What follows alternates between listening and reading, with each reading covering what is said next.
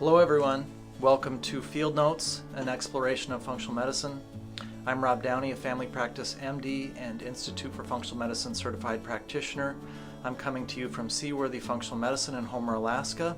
Seaworthy exists to help people overcome their health challenges and be fully vital. Today we are fortunate enough to have with us Dr. Christine Schaffner. She is a naturopathic doctor in Seattle, Washington. Welcome, Dr. Schaffner. Thank you so much for having me. Delighted, absolutely delighted. I've been so looking forward to this. So I'll share with folks a little bit about your bio, but please, as we segue in, make sure and add things that our listeners would need to know.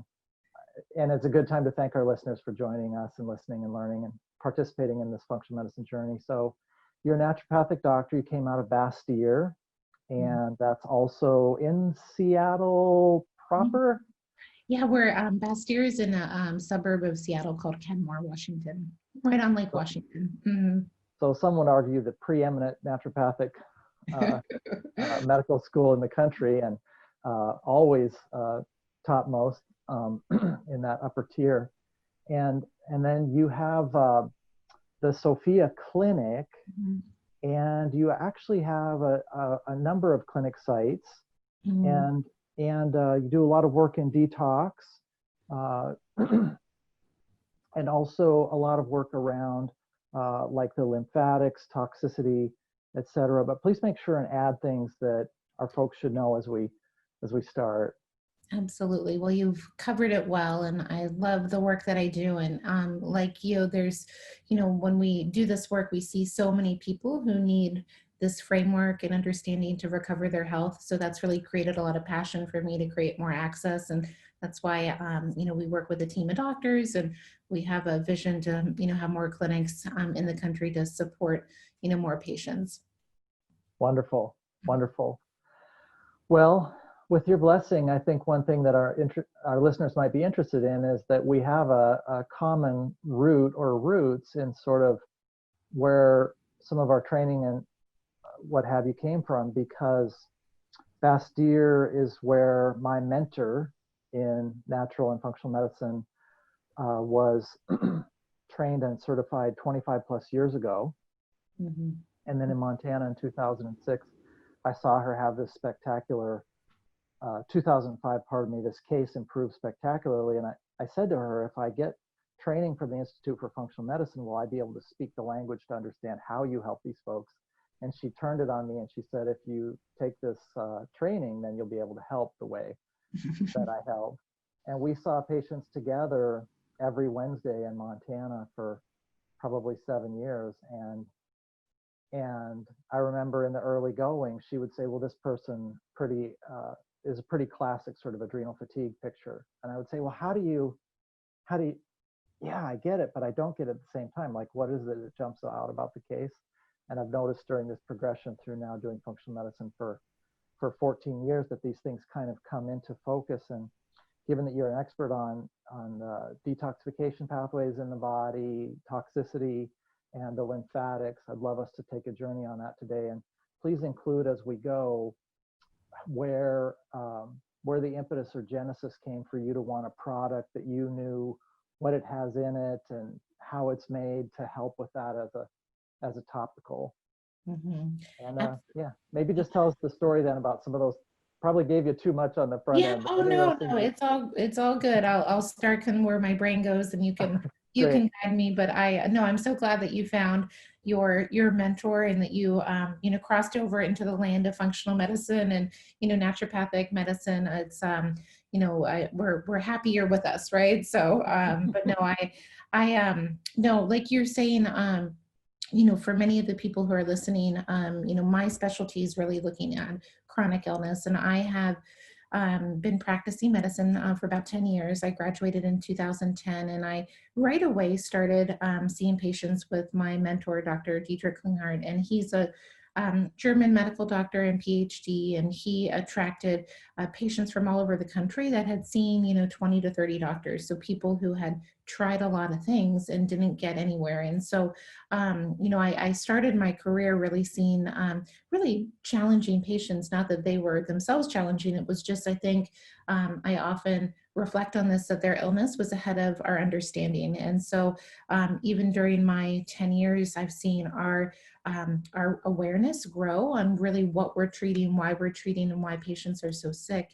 What is really encouraging to me, even though, right now, as we're recording this, we're in this kind of very tumultuous time for so many reasons. But what I've seen over the years is that education has grown and people have had stronger voices, and people understand that chronic illness is complex, and there are these maybe what used to be in 2010, we weren't even talking about Lyme disease. We didn't want to put it on our website. It was very still, something that we just wanted to go under the radar. And now more people understand that that chronic illness is a combination of really what I see is not only pathogens. We're always looking at Lyme and co-infections, viruses and retroviral infections, parasitic infections, fungal and mold infections. So that kind of all of these pathogens that kind of stress our immune system, or, the way that I also look at it, that there can be these stressors that impact the immune system to make us more prone to these opportunistic infections. And those stressors can include environmental toxicants. So we can see, just our increasing exposure, and kind of this Joe Pizzorno, who is a naturopathic doctor who was one of the founding members of Bastyr, he often talks about 1 + 1 doesn't equal 2, right? So we are in this kind of synergistic soup of unknown effects. We do study these things, but it's not just glyphosate, it's not just aluminum, it's not just mercury, it's not just electrosmog, it's not just, root canals. It's this combination of factors that, really tips people over the edge eventually. And so, one other big piece that I don't want to underaddress either is, trauma, and how trauma can affect the body. And we know that, our emotional, our mental, and our spiritual health has a huge impact on our physical health. And so that's something that, I've seen with the team of practitioners I work with. That is a huge part of recovering someone's health when someone's been sick for so long. It's not only the traumas that might make them epigenetically more susceptible to being sick, but it's also the trauma of being sick, right? If you go to 20 to 30 doctors and they don't acknowledge why you're sick or think that, this is in your head, that's a very traumatic experience as well. So it's this combination, right, of, pathogens, environmental toxicity, trauma.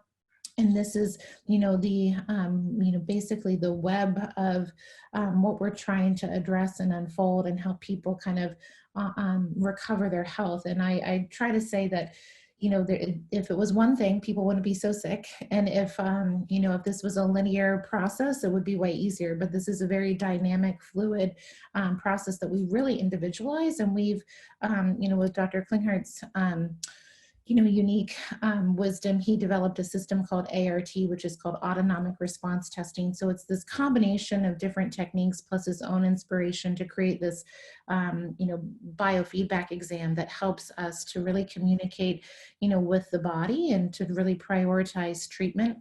While it's not 100% perfect, like nothing is, it's a great tool with all of our clinical information that we gain from the patient. And then we use ART to really guide us and prioritize as, treatment. And some of the things, I always like to highlight when I do these talks, that when people come to see us, there are some things that are often overlooked that we call interference fields. And ART helps us to look and identify these things. And interference fields can be things that are interfering from a patient's ability to self-regulate and heal. I always think of when I explain this to patients, it's kind of like the boulder in the middle of the road, right? We got to get that boulder out of the way so things can flow, the nervous system can communicate, and things can be simple like scars. So scars can actually hold not only emotional trauma, depending on how they came to be, but they also can have a huge impact on the surrounding fascia and lymph and basically circulatory flow in the surrounding area. And that can affect not only the local tissue, but distant tissues as well. We can kind of see this fascial network in the body that I'm sure we'll talk more about, that it's a highly interconnected highway in the body. And if you have an area of stress or, a scar in one area, it can affect a distant body system. I always remember this one case where I injected someone's mole removal on the back of their kind of like shoulder blade area, and their heart palpitations went away like literally the next day. And I don't pretend that I have all the reasons why that happened or how that happened, but I'm just sharing, you know, that is kind of the work that we see when we identify these stresses that can like scars and treat the scars. We use neural therapy to treat the scars, but there's all sorts of other ways that can be a really huge stress relief to the body, and so the body can communicate and regulate better. And then the other, you know, big, you know, often overlooked, you know, piece in chronic illness is still the dental work. I mean, I think a lot of people have more awareness around the dental aspects of health, but our teeth and our mouth are intimately related to the rest of our body, and especially, you know, our brain and our nervous system. And each tooth sits on an acupuncture meridian in the Chinese medicine view of the body. And so there can be, if you have either like amalgam filling or a root canal tooth on a certain meridian, that can affect that body system. I see that all the time. And so we really guide people to address silver fillings. People still have those. We also look at root canal teeth. Root canals are essentially dead teeth that can become a focal infection and can be a source of bacteria in the mouth that can go systemic and can really be problematic for people's immune systems. And then we also see wisdom teeth cavitations.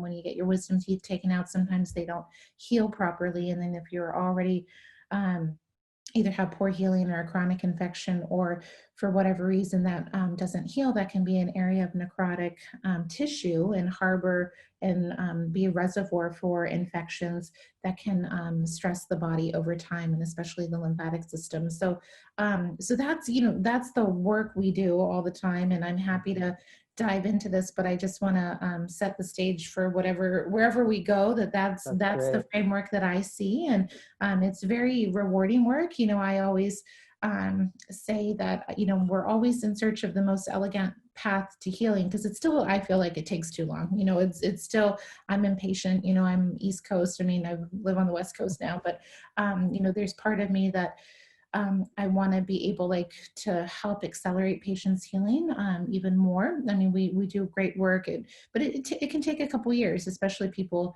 have been sick for so long. But no, it's very powerful, rewarding work, and our patients seem to be very open, and they might not have started open-minded, but you know, as they you know, get results in these unconventional medical settings, they become way more open, and you know, they have these experiences in their own body that they probably wouldn't have realized if you know, that they would be open to when they started the journey. Well, that's wonderful. Thank you. I think it sets the stage very nicely. And a couple of things that people may want to learn about that I was intrigued that you just shared. One would be when I heard you mention scars or other areas of the body. I've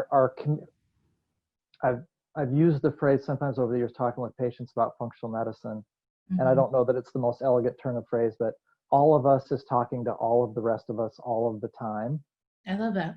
I think it's trying to acknowledge that my training in conventional medicine felt mechanistic. The nerves were treated like wires. The heart was treated like a pump. It was a little more like working on a car than my feeling now via functional medicine is the body is a lot more like an ecosystem in nature. And so all that systems biology focus makes a lot of sense. And then I was really struck by the book, The Body Keeps the Score, about trauma. And so maybe illuminate for our listeners, if you would, like, what are the mechanics then of how a scar will function as a, like, is that an inflammatory effect that there was,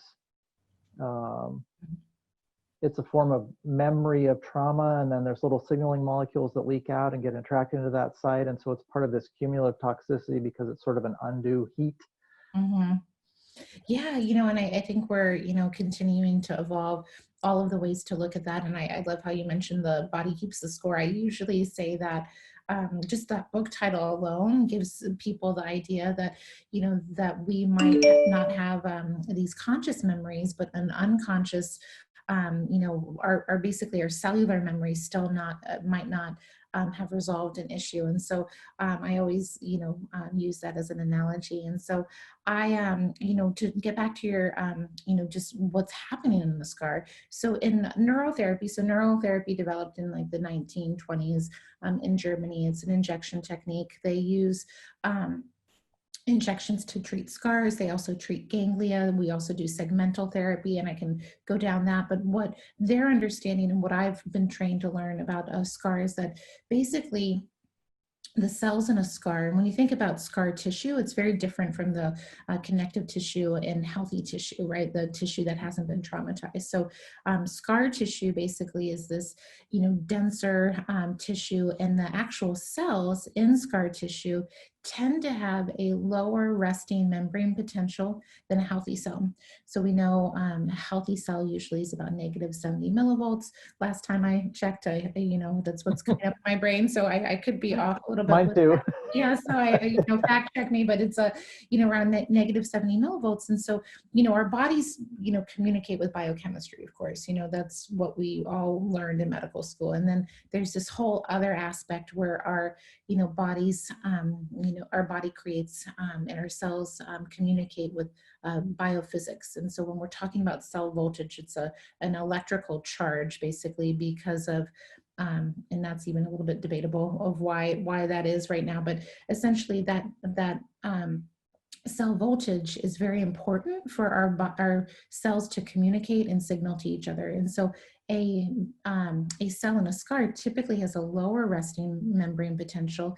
And so that sets up basically stress in the autonomic nervous system, because these are basically identified as unhealthy or stressed cells. And so there's this low grade stress signal going on in this tissue, and that's creating a systemic stress because our body is interconnected. When you look at these beautiful pictures of fascia and the extracellular matrix, this, the Pischinger and these Germans like Heine, they have these books written about the extracellular matrix, and it's this intersection where, our blood supply and our nervous system and our lymphatics all, combine to communicate and kind of, take note of the environment to, communicate to our nervous system and the rest of their body. So when we have this lower cell membrane potential in these cells, it's this low grade stress. And the cool thing about neurotherapy is what the neurotherapists have found over the years is that by injecting the scar we use procaine. Procaine is a local anesthetic. It's 1% preservative free. We use it compounded, so it's very clean. Neurotherapists have used this, again, for 100 years now. And procaine has the ability, it does a couple different things, but it helps to break down scar tissue. So it's softening that tissue. So then, the lymphatics and the fascia and everything can communicate more clearly, also brings circulation to the tissues, but it also has an effect on the actual cell to help with the ion exchange in the cell, to help raise that cell membrane potential, to help kind of reboot or reset. Not that it's going to automatically just go to -70 millivolts every time with one injection, but it restores kind of a healthier cellular voltage. So then those cells are less stressed to the autonomic nervous system. And so that's one mechanism that I've learned, and I've seen that be, very, clinically relevant in practice. And then, when you think also about scar tissue too, Rob, it's this dense network, right? So what we also see is that toxicity that it gets into the matrix can get stuck in that tissue. So when we think about toxicity in the matrix, a lot of wonderful people have done work with the cell danger response and kind of looking at, what are these triggers in the matrix. But, glyphosate can hang out and disrupt, the collagen structure in the matrix. Heavy metals, because of their charge, can, hang out and, affect, proteoglycans and, also collagen, and affect, the communication in that tissue. So then those, because of the denser quality in a scar tissue, those toxins can get trapped more in that area. So that also leads to just kind of more of a, I don't like using this word, but kind of like dysfunctional tissue, diseased tissue, which creates stress in the rest of the body. So, to oversimplify a lot of what we do, I think a lot of what we do is not only help the nervous system self-regulate and heal, but also to create more flow in the body. So more movement, more flow. So then all of these systems we've talked about, and these, are basically our body and our tissues can, receive oxygen and nutrients and exchange, get rid of waste and all of that. And so a lot of what we do with, a scar therapy is to create more flow in that tissue for all of those reasons. So I hope I answered your question. Yeah, that's great. I think it's a great example. And with the neat things that you're sharing, I'm realizing we could riff for days, which is part of a fun new aspect of my job, is again getting to talk to experts and finding that I'm meeting my tribe, right? And so it's really a blast. And then one of the pain points is like, oh my gosh, I want to hear about that for 6 hours because I've got 100 questions about that. I want to remember to ask you, what I see in my practice is if somebody comes in and they're excited about something they've heard I do, but then when they hear what will set the stage for the therapy to work is, in today's example, the Institute for Functional Medicine Detox Whole Food Plan and hydration, and you getting all that circulation flowing via exercise and sauna and having a positive attitude, which affects those peptide intracellular cell-to-cell signaling pathways. Then when disabuse me of this presumption if I have this wrong, but I imagine somebody who's taking care of themselves in that fashion, when you put the procaine in, they have set the stage for success. If all of the avalanche of toxicity and stuckness and that unhappy island of tissue is going on, and they haven't created an environment for success, I suspect a local effect is not as helpful from the injection. Is that accurate, or sort of?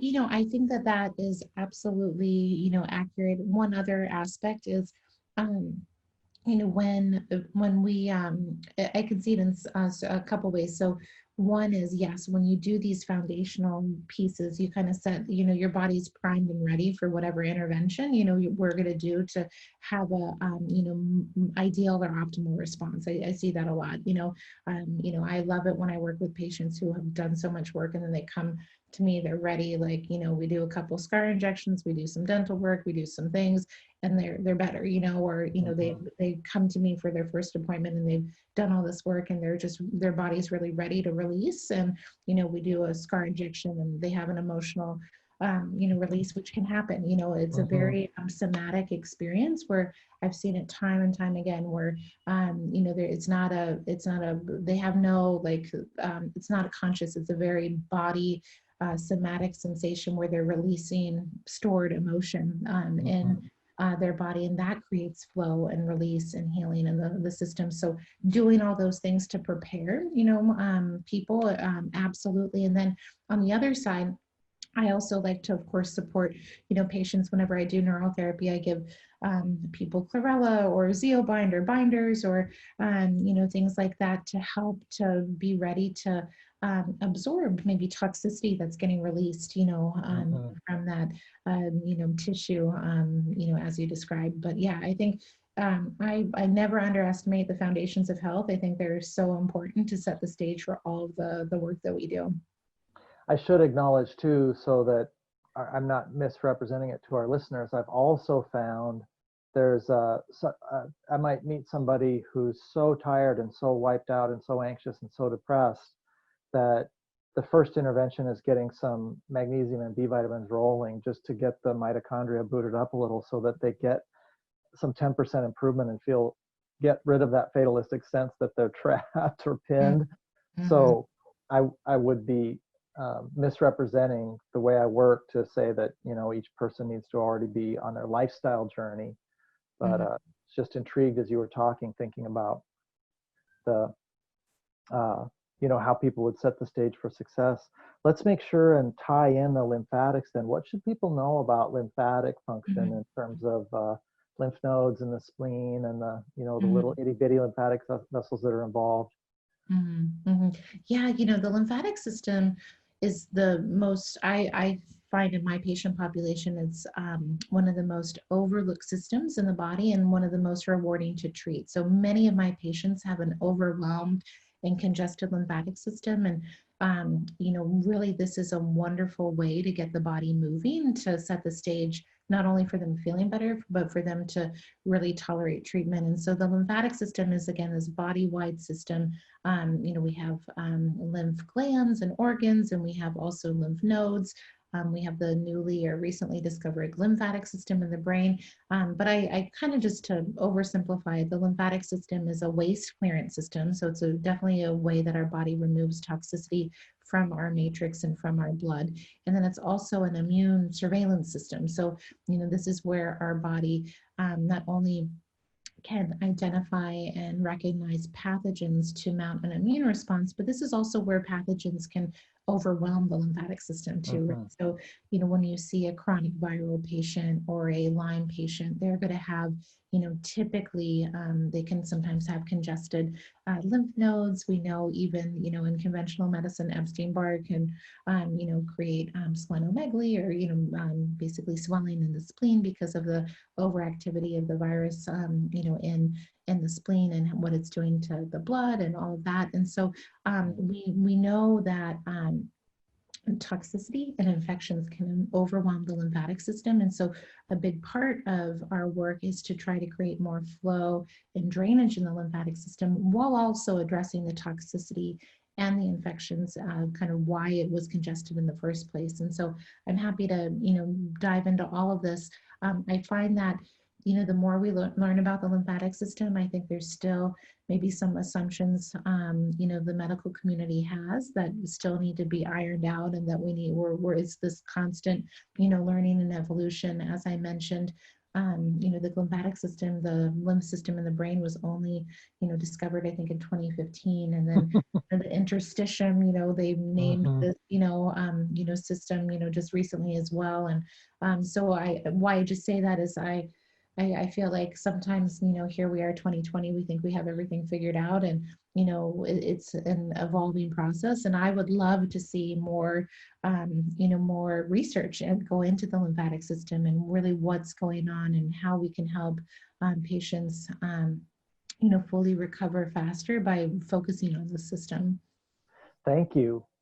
Could you give us an example or two of something anyone can do who lives anywhere that's good for their lymphatics? And then Absolutely. give us an example too of what they do specifically there with you that sort of requires a team, right? Sure. Yeah, absolutely. So, the lymphatic system, there's a lot of home tools that we have people do. So, what we know today is that the lymphatic system doesn't have its own kind of pump. And so it's really relying on the circulatory system and, our body to basically create movement in the lymph system. And so, walking and movement can be very helpful for your lymphatic system. Some patients have these home trampolines called a rebounder, where you're actually jumping up and down to create movement and to create flow in the body. We also do have patients do dry skin brushing, which is an old naturopathic treatment to help move the lymph. And then there's definitely different, herbs and supplements and, drainage that can help, get the lymphatic system moving. One also thing that I think is unique to kind of our understanding, one of Dr. Klinghardt's students developed a type of lymph drainage we call it Sophia matrix, but it basically really focuses on the abdomen first. And so with her work, she found that there is this lymph fluid that can build up in the abdomen that is called radix edema. So it's kind of this lymph fluid between the root of the mesentery and the intestine, so kind of behind the intestines and between the abdominal wall. And this lymph fluid can pool in the abdomen. And you don't have to have a large belly for this to be happening. This can happen just if you've even in thin individuals. And I see it as a result of chronic dysbiosis and inflammation in the gut, that because of all of that stress in the immune system and the lymphatics in the digestive tract, that just creates this kind of pooling effect in the gut. And, through her work and her teaching, she tells us to really focus on the abdomen first and get that, fluid draining. And so we have massage practitioners who are trained in, really, it's a deeper movement than normal lymphatic drainage. So it's really kind of getting in there to kind of move that lymph and drain that in the abdomen. And that sets the stage for the head and the neck and the extremities to drain. You can kind of think of it as a hydraulic system, right? So if there's pulling or pressure in one part of the body, that's going to affect flow in the other parts of the body. So so that's something just to think about when we're looking at the lymphatic system. And again, when our patients come to see us, typically they need support. And so many of my patients in the beginning, if they have the resources or, they have access, I usually have them work with a practitioner who's skilled in either the lymph drainage technique that I shared or really any lymphatic drainage technique. There's also different, equipment that are from compression pans to the LymphStar, which is electrolymphatic drainage that helps to dissolve and kind of decongest. Some of the people who do lymph drainage all day long, they find that there's like a hardening that happens in congested lymph fluid that needs to be broken up rather and dissolved. And so there's different devices that can help expedite that process. Some of my patients do really, really well with that. And when you get the lymph system moving, especially in a patient like we see, it doesn't happen often, but sometimes people can feel more flu-like or kind of worse as their system gets moving. And not that I always feel like people need to get worse before they get better, but that typically is a sign that they really need this work. And then we try to just amp up all the other support so they tolerate it better. And one of the things also I want to mention is that when you get the lymph moving, you also want to pair that. We do a lot of colon hydrotherapy or coffee enemas because you get all that lymph moving in the gut and the abdomen. You also want to help with the excretion of the lymph, some of the lymph that can get excreted through the bowel. And so that can really help people with symptoms, as well as, of course, the colonics and coffee enemas help with bile flow, and bile is essential, to just, it's an essential elimination pathway that's another area we could go down, how congested bile gets in the body. I feel like I talk about lymph and bile all day long, with patients, but those are really, those are kind of keys of, areas where most of my patients have a lot of stagnation. And so we just have to get that moving to set the stage for them to be healthier. And so, so those things are paired, and then we use binders. So I think I mentioned binders already, but binders help to bind toxicity in the gut that actually gets excreted in the bile, and that helps prevent recirculation and kind of get things like mycotoxins and metals and biotoxins and pesticides out of the body.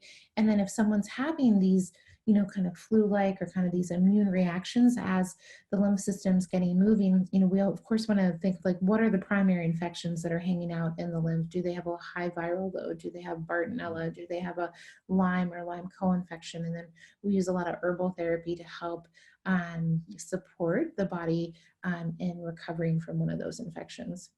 What a blast. It's a whole world. It's a whole world. Yeah. Yeah. That's wonderful to hear about it. I was thinking as you spoke, one of the things that I love that you said is that we're always growing in our understanding. And I'm 52 years old now, but when I was in high school, I tried to get my black belt in martial arts. And partway along the way, my teacher left town, and I had to go out of town to get my training and all that stuff. And I remember like the first week of class, so the first year of this 4-year process, the teacher said, there's two kinds of black belts. There's black belts who sort of get more and more, puffed up the farther they go in their training. And then the other kind just get more and more humble the more they know. And he said, any of you that are here, I want you to know in this studio, the kind of black belts we produce are the second kind of black belts, because the more you know, the more humbling it is how complex the world is. And I found this whole world of sort of all the different dimensions of adrenal overdrive and adrenal fatigue and it's a whole world. I'm dealing with it all day, every day. There's a million variations on a theme. I'll never fully understand it. And it's so different than how it was presented as kind of, you know, Addison's disease, Cushing's disease, and normal adrenal function. Well, there's 10 careers worth of work to do just in sort of adrenal tone or lack thereof, and how it's synced up with all the rest of the body. And so I love getting to hear about this whole world that you're talking about. And I also feel this sense of relief anytime I get to talk with practitioners who I know. When you mentioned that these folks that see you, a lot of them are really worried that they're not going to get well, because they've been seen by a lot of people. They've been seen at sophisticated settings. They've been seen by good natural providers. So knowing there's a place, there's these extra dimensions that solve these riddles and get them unstuck, that's got to just make the gratification and the thirst to keep doing the work really, really big. Absolutely. And I love that. I love everything you said. And, you know, I have the same viewpoint. And like, the more you learn, the more you realize, like, there's so many more questions and there's so much more to be discovered. And I feel like, you know, we're just in the middle of this big paradigm shift, right, in medicine, you know, and I think that there's just, you know, of course it's patient driven, because our patients have been so underserved for way too long. And, you know, we really owe it to them to really come up with a different form of medicine to treat this. And of course, you know, it creates all these other dilemmas of access and, you know, all of these things that we're always, you know, contemplating. But yeah, I feel like we really have an opportunity to create this, you know, functional medicine's doing it wonderfully, naturopathic medicine's doing it amazingly as well. But I think there's still this opportunity, you know, to just really look at what the modern day chronic illness and really study this in a whole new way and create this comprehensive team. I mean, my patients need a team. I mean, it's not, I kind of see my job as the quarterback, right? I just kind of, you know, they come in, you know, I try to connect the dots and put the plan together, but really the hard work starts when they leave my office, right? You know, between all that I'm asking them to do, and then also, you know, the team of providers that I would be lost without. You know, you know, in a perfect, if we're going to dream up medicine today, Rob, you know, I really, from what I know today, it's like, you know, I would love every chronic illness patient to have a wonderful lymphatic drainage practitioner and a colon hydrotherapist and an IV therapist and someone who can do emotional trauma work with them, and, you know, all of these things. And I think it's just, you know, speaks to this multifaceted nature of who we are, and just acknowledging that we're not just, you know, our physical bodies with just biochemical reactions. We're just way more than any of that. And I do see, you know, we'll get there, but I feel like we're still in the midst of, you know, just educating ourselves and our patients and society to, you know, keep forging ahead. When I got ready to, thank you again, when I got ready to start offering functional medicine all over the state of Alaska, the prep was working with Dan Kalish at the Kalish Institute last year, and Dan Kalish down, I think he's based in San Francisco now. He said that he'll talk to experts around the country who kind of are aware of like how mature particular happenings in society are. And Dan Kalish said to this expert, well, functional medicine's in the early adoption phase. And this expert said, well, Dan, it's actually in the pre-early adoption phase. So, and so when he was teaching the class, he said that there's about probably defensibly about 1,000 people that want the work that you and I do, versus that want it, just versus the number of people that have the skills. And so that I think that's part of my mission with getting the word out, talking with thought leaders and experts, is that then it's a way to sort of propagate in this new digital ether where you and I meet so many people that are hungry for this, and some of the information they're getting isn't the best, because some folks are well intentionally saying this, you know, this means that, and, you know, so they're trying to sort out probiotics and gut health and gut brain connection and all that stuff. Well, let's make sure and talk dental for a sec. So do people need a biologic dentist if they're concerned about those things, like the communication between, you know, Institute for Functional Medicine during the certification process has a IFM certified dentist saying, you know, when you open up that root canal, now you've got two compartments that normally don't communicate very much, communicating a lot, and there's a lot of inflammation and a lot of organisms now willy-nilly sort of running around. Maybe talk about whether people need to think about a biologic dentist. And you also alluded to work you all do right there. Is that right? Mm-hmm. With the well, with the team, yeah, we always work with biological dentists. The best scenario with when you have to do either amalgam removal or root canal extractions or cavitation surgery. This is really big work, and it can absolutely propel people forward. But when it's not done with all of the support, you know, people can flare, and it can be, you know, you got to get people back together after that. And so the perfect combination is that biological dentist working with that functional medicine doctor or naturopath in, you know, really close proximity. So in a perfect world where I've seen the best outcomes is when people go to the biological dentist and then they come to our office right after, and then we do the IV work, we do the lymph work, we do, you know, ART to make sure if they need antibiotics, we make sure we provide them, or the herbal and supplement support. It's all also, of course, a lot of prep work along the way to get them to that point.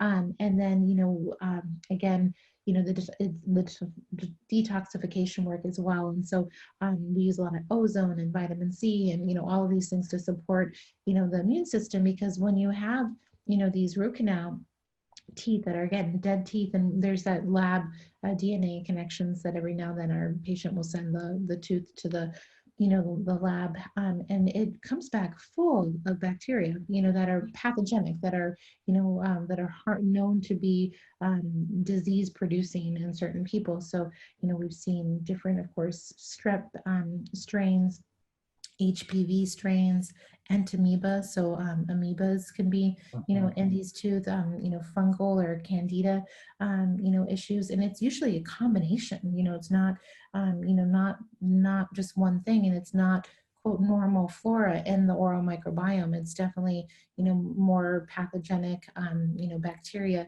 viruses, or parasitic or fungal infections that are in these teeth. So why I say that is that it needs to be definitely do not do this if you do not have, you know, the right support, because we don't want this to make you worse. We want this to be one of the best things that you do for your health and for your body, and to recover, recover your immune system. And so, so yeah, I'm glad you're saying that, and you want to, you know, work with. There's an organization, IAOMT. There's a couple other, you know, organizations that kind of vet biological dentists, but, you know, and some biological dentists will be like awesome at mercury removal and just do that really well. And some, you know, do these root canal extractions or cavitation surgeries all day long. And, you know, so you just want to find the right fit and the right expertise for what you need. And then again, always do that in the context of really good functional naturopathic, you know, care, because it's a, you know, it's not just a dental issue, it's a whole system, you know, that a whole body system issue. And we just want to make sure you're well supported. Thank you. Well, I want to make sure we have time to hear from you what it's like to design a product, and also to learn a little bit about, one I was intrigued by was, it's called Flow, I think. And so did you develop it? If there's already agents out there, how does one decide, I need to take the time and energy to make an agent? Is it because you're at a multidisciplinary setting where it feels like, yeah, we've got some stuff that's okay, but it's not exactly what we want? Or does it feel like, no, there's some breakthrough things we know about that we really need to put into a topical? And maybe at the same time, let us know, like, how does a topical agent work systemically? How does it work locally? And how does it work downstream? Like, how's that work? Yeah, absolutely. So we're, one of the most fun, you know, parts of our work is that we get to, you know, talk as well, like you, just to experts in our, you know, in our field, and, you know, really try to collaborate and try to figure out how to help people better. And, you know, we are good friends with a Dr.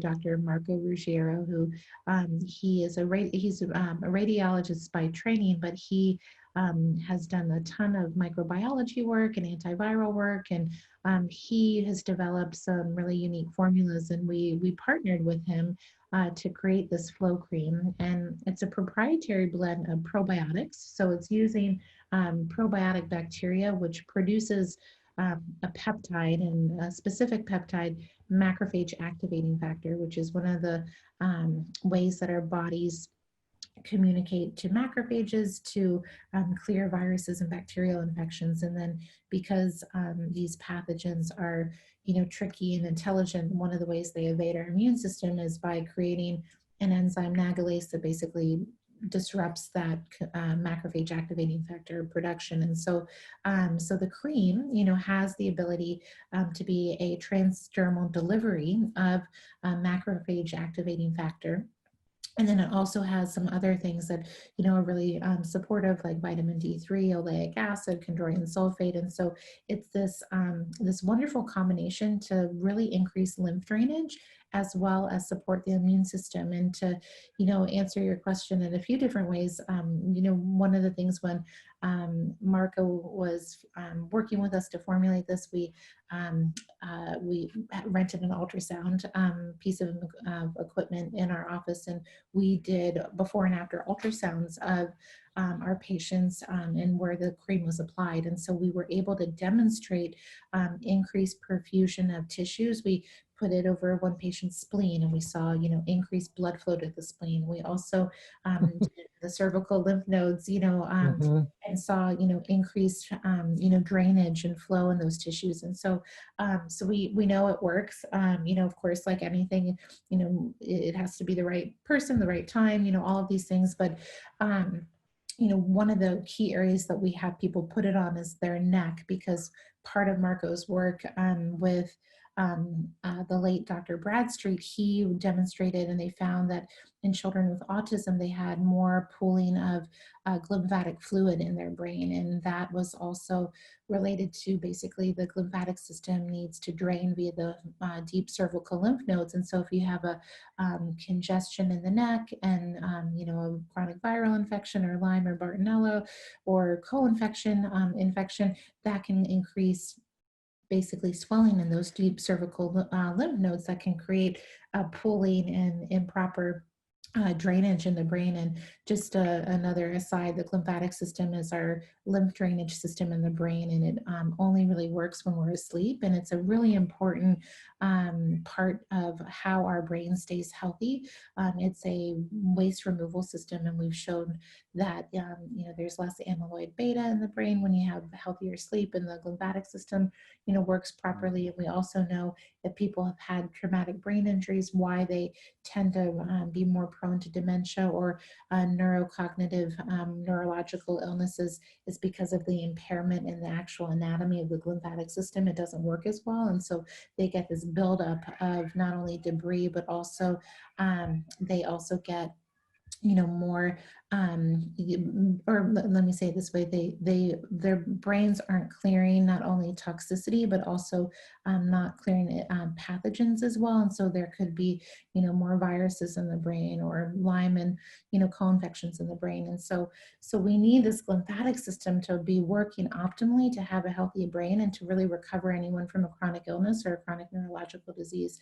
And so to answer your question about, a transdermal product. So, I think I always set the stage, people know like hormone patches work and nicotine patches work. And, we know that our skin is a delivery system in the body. And, how I really make sense of it is when about not only the dermis, so basically we have our skin, and then underneath the dermis is what's again a newly found system called the interstitium, which is this kind of fluid-filled network that transports information to the rest of our body. So I believe that the interstitium is really the way that the macrophage activating factor is getting delivered, locally and systemically, and that's why topical products that have something like macrophage activating factor work can actually get into the lymph and get close to those lymph nodes that have the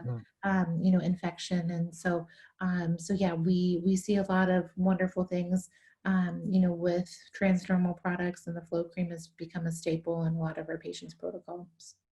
Wonderful. Boy, again, what a blast. What a whole world. Yeah.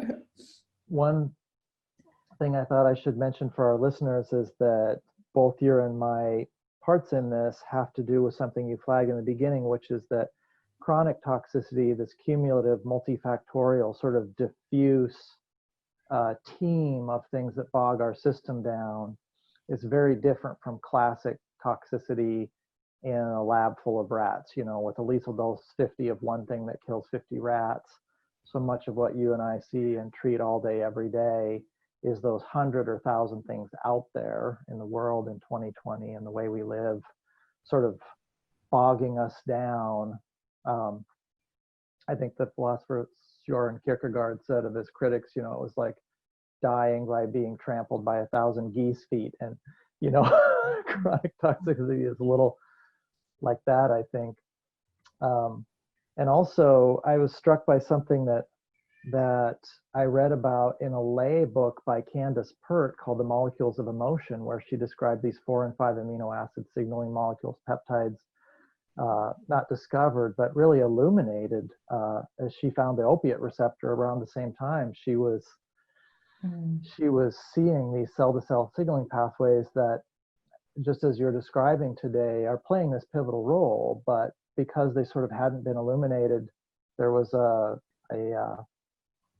pathways weren't well understood, so they were sort of neglected, and because understanding the pathways was sort of neglected, they were sort of not well understood. So it's a new day.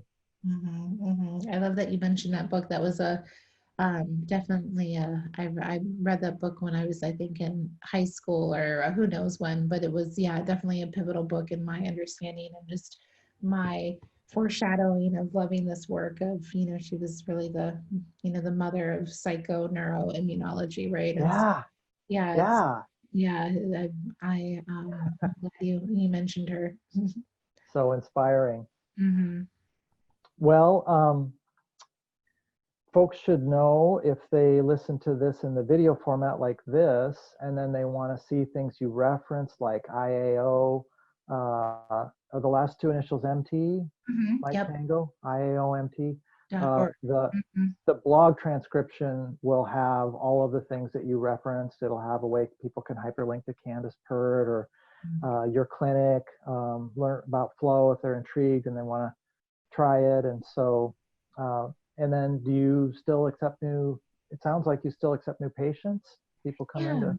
I do. I work, I do, still accept new patients in time. And then I work with a wonderful team of doctors, and, we work together to help people. So if I'm not available quickly, we have other providers who do all the same things I do. Wonderful. Well, anything that you'd love for people to know based on your expertise that we didn't talk about? I think we covered a lot, and I really appreciate your time. It's really fun connecting with you, and I hope, people find this helpful, and just, if you're out there, trying to put the pieces together of why you're not feeling well, I hope some of this resonates for you to explore further. Thank you so much. It's been really great today. Oh, thank you so much. It was really fun to connect. Seaworthy exists for people to overcome their health challenges and be fully vital. Please consider subscribing, giving us a 5-star review if we've earned it, and going to our website podcast tab for any questions or comments you'd like to share with us. Thanks.